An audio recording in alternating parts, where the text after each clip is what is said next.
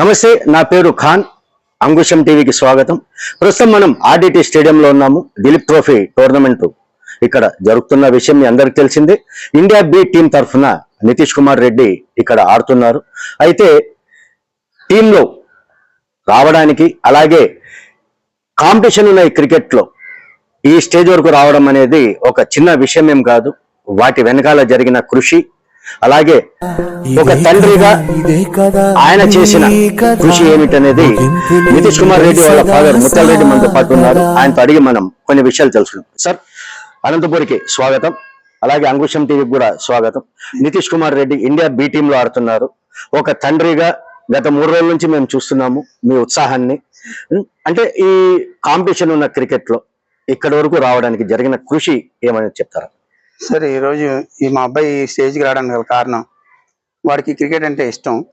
దాని మీద మేము వైజాగ్లోనే క్రికెట్ స్టేడియంలోనే నేర్చుకుంటూ, హిందుస్థాన్ జింక్ గ్రౌండ్లో ఓనమాలు నేర్చుకుంటూ అంచెలంచెలుగా ఎదుగుతూ, నేను ఇప్పుడు ఏదైతే ఈ ప్లేస్లో ఉన్నానో 2014-15 అండర్-14 అండర్-16 అనంతపూర్ ఇదే గ్రౌండ్లో ఆడాడండి. ఇప్పుడు ఇండియా బి టీంకి ఆడుతున్నందుకు నేను చాలా గర్వపడుతున్నాను సార్. ఎందుకంటే ఆ రోజున 12 సంవత్సరాలు 12-14 సంవత్సరాల మధ్యలో మేము వచ్చాం. అండర్-14 అండర్-16 ఇక్కడే ఆడాడు. మంచి పర్ఫార్మ్ చేశాడు. ఆ రోజుల్లోనే ఇదే గ్రౌండ్లోనే 135 కొట్టాడు. సి గ్రౌండ్లోనే 145 కొట్టాడు. ఏదైతే ఈ గ్రౌండ్లోనే ఆ రోజునే ఆడామో, ఈ రోజు వరకు మా అబ్బాయి అప్పుడు ఎలాగైతే ఉన్నాడో ఇప్పటికీ కూడా అదే క్రికెట్ అంటే అంత ఇష్టంతో క్రికెటే ఇంకా అతని లైఫ్ మీద ఆడుతూ ఉన్నాడు. ఈ స్టేజ్కి వచ్చినందుకు ఒక ఫాదర్ గా నేను చాలా గర్వపడుతున్నాను సార్. అంటే సాధారణంగా ఏం చేస్తారంటే ఈ క్రికెట్, ఫుట్బాల్ ఇవన్నీ ఎందుకు, స్పోర్ట్స్ చక్కగా చదువుకుంటే డాక్టర్, ఇంజనీర్ అవుతావు కదా, ఈ స్పోర్ట్స్ ఇవన్నీ మనకు అవసరమా అని ఎప్పుడైనా చెప్పారా? నేను ఎప్పుడు అతని గురించి నేను ఆలోచించలేదు సార్. వాడికి మదర్కి ఎడ్యుకేషన్ అంటే చాలా ఇష్టం. నాకంటే స్పోర్ట్స్ అంటే ఇష్టం. యాక్చువల్గా నేను కబడ్డీ ప్లేయర్ని. నాకు స్పోర్ట్స్ మీద ఉన్న ఇంట్రెస్ట్ కానీ, వాడుకున్న ఇంట్రెస్ట్ కూడా మా ఇద్దరు కాంబినేషన్ అలా కలిసి వచ్చిందండి. వాడికి ఏ రోజున కూడా చదువుదామనో లేకపోతే ఇంకోటి జాబ్ గురించి నేను ఎప్పుడు ట్రై చేయలేదు. యాక్చువల్గా సరదాగా నేర్చుకున్న క్రికెట్ ఈ రోజున ప్రొఫెషనల్ గా ఈ రోజు ఇండియా టీంకి బికి ఆడడానికి, నెక్స్ట్ లెవెల్లో ఇండియాకి ఆడడానికి కూడా ఆడతారని ఆశిస్తూ, నేను ఒక పేరెంట్ గా ఇంతవరకు వచ్చినందుకు నేను చాలా గర్వపడుతున్నాను సార్. నితీష్ ఎప్పుడు కూడా నేను స్టార్టింగ్ నుంచి ఇప్పటి వరకు చూస్తున్నాను సార్. వాడి క్రికెట్ తప్పించి ఇంకొక యావిగేషన్ లేదండి, ఇంకొక ఆలోచన లేదండి. మీరు అన్నారు జాబ్ కానీ, ఫైనాన్స్ గా కానీ, వాడికి ఎటువంటి లోటు కానీ, ఎటువంటి ఆలోచన కూడా రానులేదు సార్. వాడికి ఏంటంటే నువ్వు క్రికెట్ ఆడు, నేను చూసుకుంటాను మిగతాదంతా.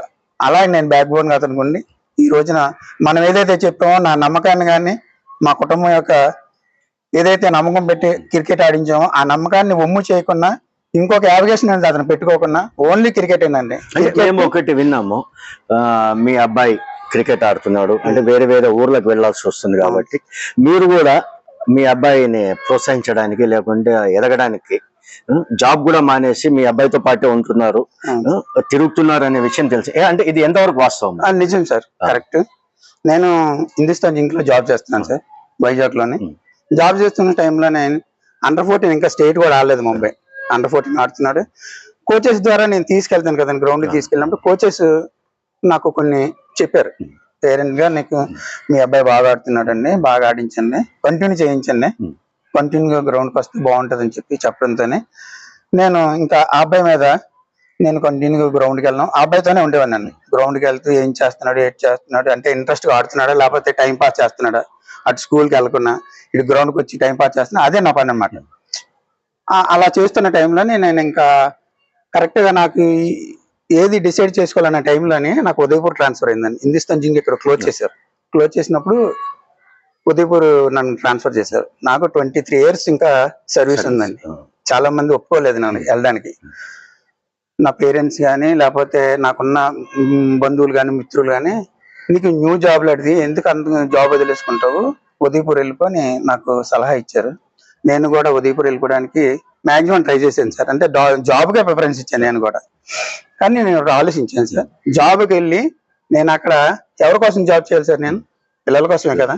నేను పిల్లల్ని తీసుకెళ్ళి అక్కడ ఏం చేస్తాం, ఏమవుతామని నాకు ఒక ఆందోళన వచ్చింది, భయం వేసింది. ఇక్కడ క్రికెట్ ఆడుతున్నాడు, అక్కడికి వెళ్ళి మళ్ళీ మనం తెలియని ఏరియాకి వెళ్ళి మనం ఇబ్బంది పడతాం కదా, ఈ ఇబ్బంది పడే కన్నా ఆ ఇబ్బంది ఏది నేను పడదామో వాళ్ళని సేవ్ చేద్దామని చెప్పి నేను ఇంకా కొంచెం గట్టిగా నిర్ణయం తీసుకుని జాబ్కి రిజైన్ చేసి అక్కడి నుంచి సార్ నాకు అంటే ఇప్పుడు ఇక్కడ మీరు మీ అబ్బాయి కోసం ఏ త్యాగం అయితే చేశారో, సహజంగా ఇంట్లో ఒక కుటుంబం అన్న తర్వాత ఒక క్వశ్చన్ వస్తుంది భార్య తరఫున, కాదు మన అబ్బాయి ఎట్లాగో ఆడతాడు కదా, ఆర్థిక పరిస్థితిని ఉద్యోగం ఉంటేనే బాగుంటుంది కదా, నువ్వు మానేస్తే మరి దీనికి సంబంధించి రేపు ప్రొద్దున అబ్బాయికి కానీ మిగతా ఇంటి పైన భారం కానీ ఈ చర్చ ఏమైనా జరిగింది? సార్ ఇది ఓన్లీ పిల్లలకి అప్పుడు ఇంకా చిన్న పిల్లలు సార్, నేను జాబ్ మానేసినప్పటికీ వీడికి 12 years. ఈ వీళ్ళకి పిల్లల మధ్యగా రాకుండా నేను మా భార్య కూర్చొని మాట్లాడుతున్నాం. అసలు మనం ఈ రోజున ఇక్కడ జాబ్ మానేసి వెళ్ళిపోతే నెక్స్ట్ మళ్ళీ మనం ఏం చేస్తాం, ఏంటి అసలు మన పొజిషన్ ఏంటనేది మాట్లాడితే నేను చెప్పాను. మా మిస్సెస్ కి ఎడ్యుకేషన్ అంటే చాలా ఇంట్రెస్ట్ అండి. ఆమె అలా చదువుకోలేకపోయింది, ఆమె డాక్టర్ చేద్దాం అనుకుందంట, మనకు తెలియదు, తర్వాత తెలిసింది. పిల్లల్ని చదివిద్దామని ఆవిడకి ఇంట్రెస్ట్. నేను అప్పుడు ఒక మాట అన్నాను, నేను పాపను చదివించుకోండి, నువ్వు పాపను ఏం చదివిస్తావో చదివించు, బాబుని మాత్రం ఎడ్యుకేషన్ పరంగా కాకుండా నేను స్పోర్ట్స్ పరంగా నేను చూసుకుంటాను, ఏమవుతాడు అనేది భగవంతుడి నిర్ణయం, మనం నిర్ణయించలేము. ఇప్పుడు ఎంత చదివినా సరే జాబే కదా కావాలి లాస్ట్. సరే చూద్దాం, ఈ స్పోర్ట్స్ లోనే వెళ్తే ఎంతవరకు వెళ్తాడో చూద్దాం, అక్కడైనా సరే సక్సెస్ అయితే లేకపోతే జాబ్ అనేది మనం ట్రై చేసి అక్కడికి ఏదో ఒక మార్గం చూపించని ముందు నా భార్య నేను ఒప్పించాను సార్. ఆవిడ కూడా సహకరించింది, ఒప్పుకుంది. వెంటనే ఆవిడైతే ఎప్పుడైతే ఒప్పుకుందో నేను వెళ్ళి జాబ్కి రిజైన్ చేసి ఇప్పుడు సార్ నేను ఒక మాట చెప్తున్నాను సార్, ఈ రోజున నితీష్ గాని నేను గాని ఇక్కడ ఉన్నామంటే నాకు బ్యాక్ బోన్ మా భార్య సార్.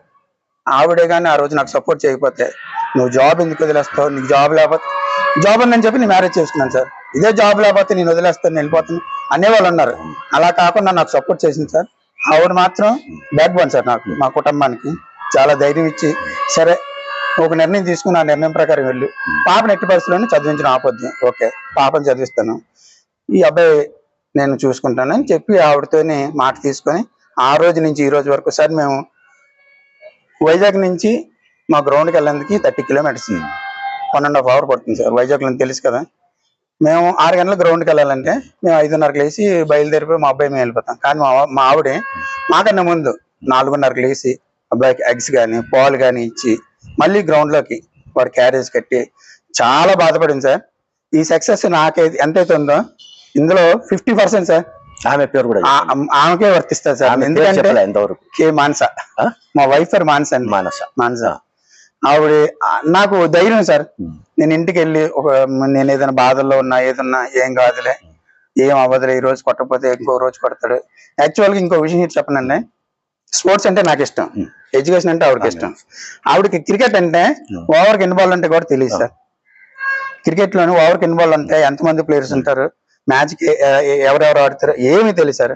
అలాంటి ఆవిడ ఈ రోజున ఇప్పుడు మా అబ్బాయి ఇక్కడ ఆడుతున్నారు, అక్కడ సెల్ ఫోన్ లో స్కోర్ చూస్తూ ఉంటారు సార్. ముత్యాల రెడ్డి మానస వాళ్ళ అబ్బాయి నితీష్ కుమార్ రెడ్డి స్థాయి నుంచి నితీష్ కుమార్ రెడ్డి వాళ్ళ ఫాదర్ ముత్యాల రెడ్డి మానస అనే ఈ స్టేజ్ మధ్యలో మీకు ఏది ఆనందం అనిపించింది? ఇది ఆనందం అనిపించింది సార్.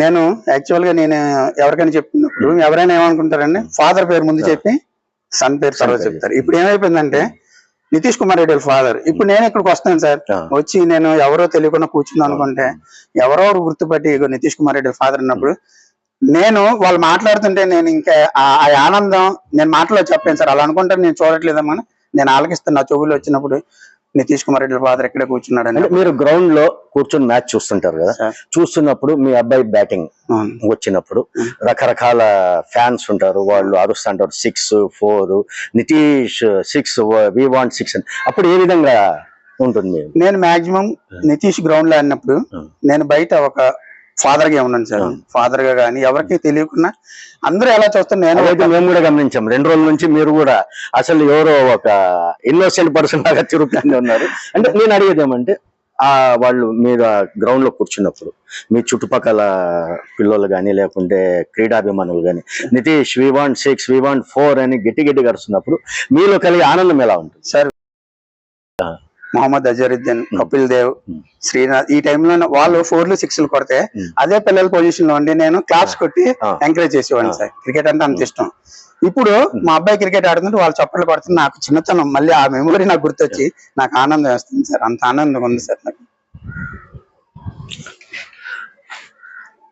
తండ్రిగా తన ఉత్సాహంతో పాటు అలాగే ఈ మాటల సందర్భంలో నితీష్ కుమార్ రెడ్డి వాళ్ళ అమ్మ మానస గారు చేసిన త్యాగం కూడా ఇక్కడ గుర్తు చేసుకున్నప్పుడు ముత్యాల రెడ్డి గారి కళ్ళలో మీరు కావాలంటే వీడియోలో చూడొచ్చు, కళ్ళలో నీళ్ళు తిరగడం మనం గమనించాము.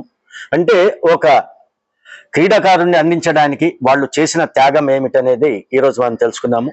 హ్యాట్స్ ఆఫ్ టు ముత్యాల రెడ్డి మరి మానస గారు.